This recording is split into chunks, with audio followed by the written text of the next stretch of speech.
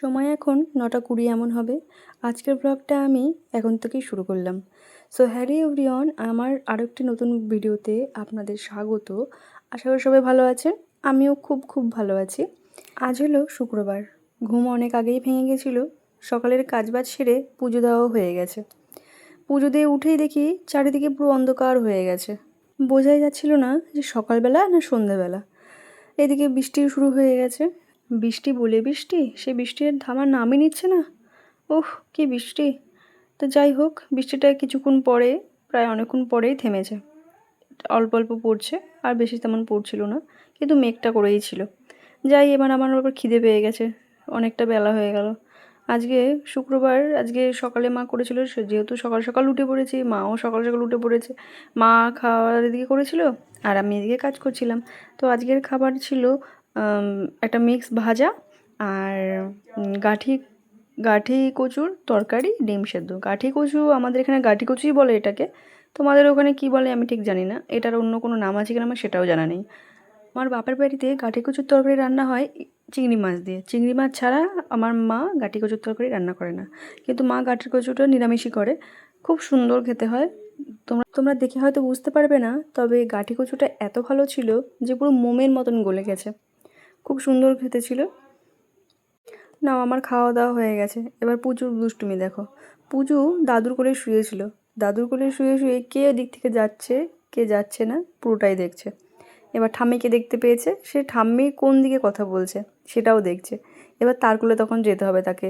সে ডেকেই যাবে, ওই ওই করে ডেকে যাবে। মা ওই ঘরে ছিল, তাও ডেকে যাচ্ছে ওই ওই করে। তো মা এসে তখন ওকে আবার নিল।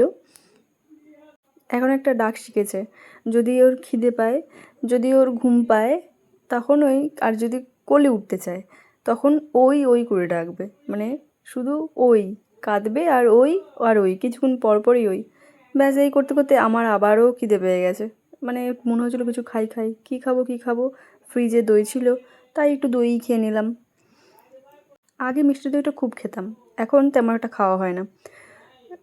এখন টক দইটাই খাই। টক টক দইটাই বেশি ভালো লাগে। তবে মিষ্টি দইটাও মাঝে মাঝে খুব কম খাওয়া হয়।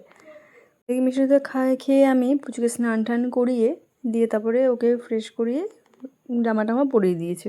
এই যে যখন ওকে আমি এগুলো করছিলাম তখন ওর কথা, এই যে কথা বলছে, ও করছে, সে ভিডিও তোমাদের আমি শেয়ার করেছি, তোমরা দেখেছো।